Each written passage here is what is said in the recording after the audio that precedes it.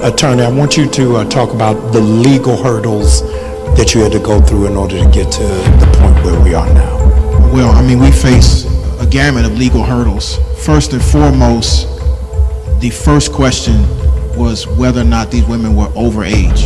And once it was determined that they were of age when they met him, we faced a host of issues.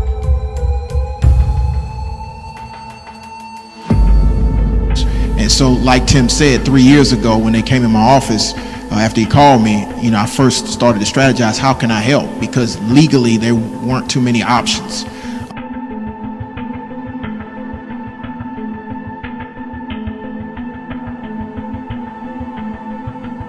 But what we had to do was destroy the narrative.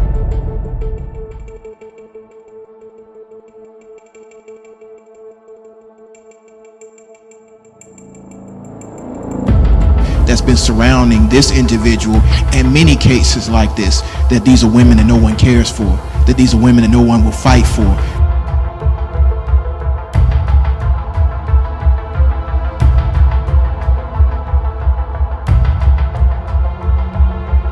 And so we took a outside the box approach, and we started to destroy the narrative. We had to convince men and women across the country to believe what was going on by taking apart the easy predation that's going on right in front of your eyes. To get to the point they are. But what we had to do was to change the minds of prosecutors, to change the minds of people in the industry, and to ultimately bring Mr. Kelly.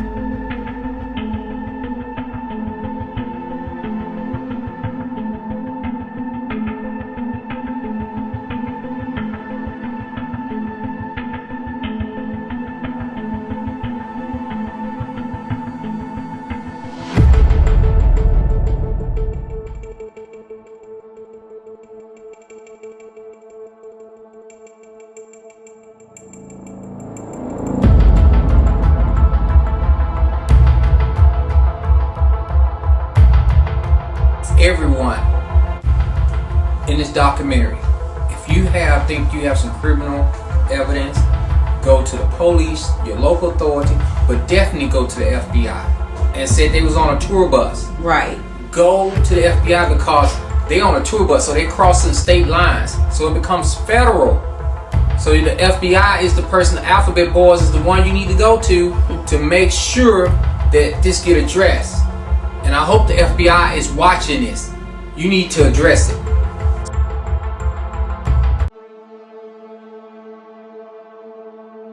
Shanti did go to the FBI. The Clarice went to the FBI. Geronda went to the FBI.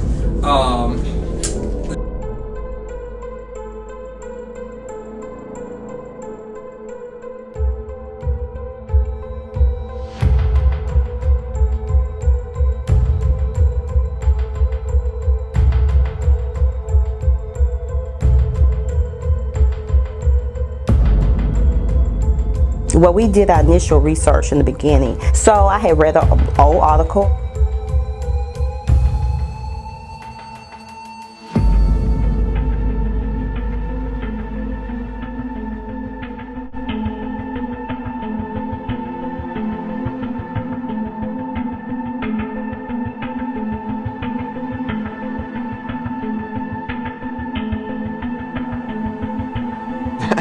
It's one thing if you pick an artist who you don't really know anything about, but there were plenty of stories about R. Kelly long before any of this happened, where if it's true about the father knew what's up, and not that I'm not saying R. Kelly did something. There were allegations, right, but that he.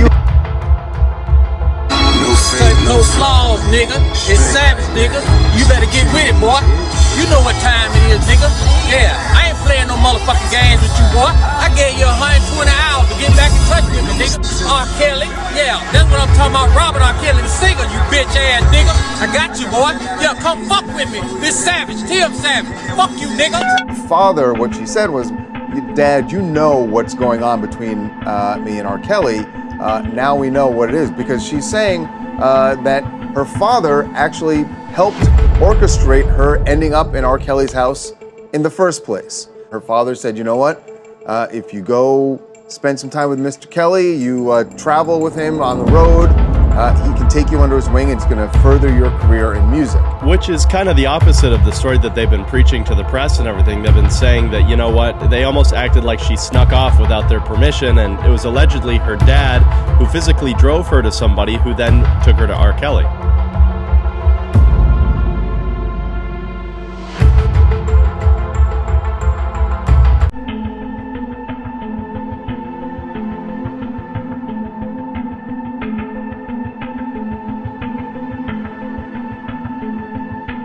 Doing my initial reporting after Jay Savage first emailed me on November 2, 2016. From May through mid-July 2017, I worked with my colleagues at WBEZ to post the cult story on the website that hosted my blog of music news and criticism.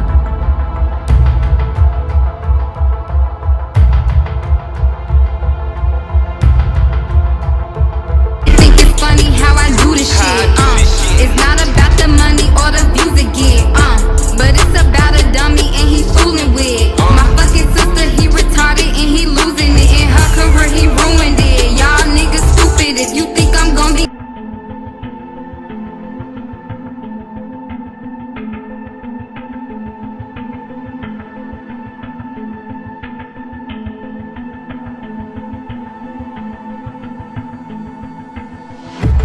Tim and Jonjolin Savage, who've been at the centre of the campaign against R.Kelly, who warned Faith about getting a blood test. I had been in contact with the Savages, and Mr. Savage, he was like, I just want to let you know R.Kelly has an STD. So I went back and I got a blood test, and it came back positive.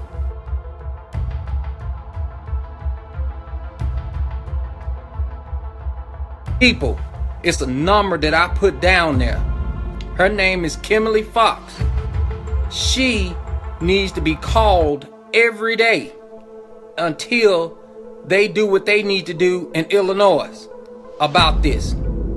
It's another young lady that came out, and I'm telling you, her story is crazy. All the details I cannot share right now, but her story is crazy.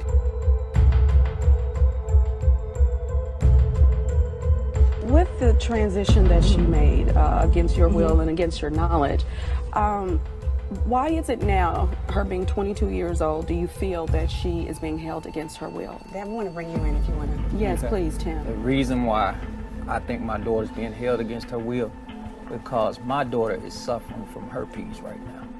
And she was given that disease by R.Kelly, because I took her to the doctor and found out that she had chlamydia. And when I found out she had chlamydia, I was waiting for other tests to come back. And eventually, her roommate told us that Jocelyn was suffering from herpes because she was a nursing student, and she was treating Jocelyn.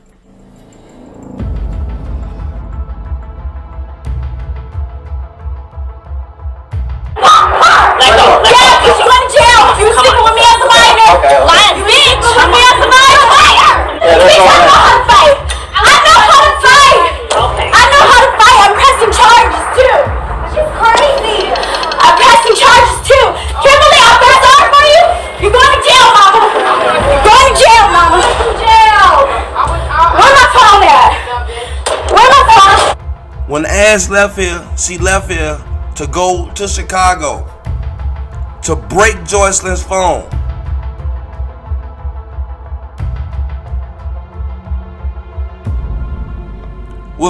They got the cable cut back on in the trunk from here. Paid for it here. Was supposed to go to Chicago, break Jocelyn's phone so they couldn't call. You hear me? To break her phone.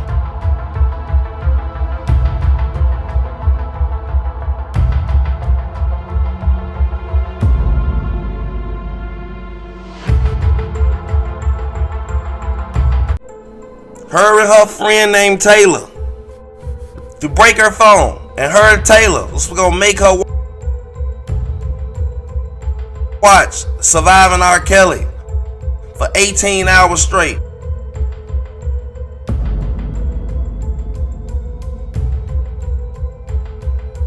I will never be on anything a part of surviving anybody. Period. If I do anything, it's gonna be by myself on my own dime, and I have creative rights over everything. Because I would never want my story to be chopped and screwed. I saw a lot of the people on there was saying that their story was chopped and screwed, you know, including my parents, and I would just never.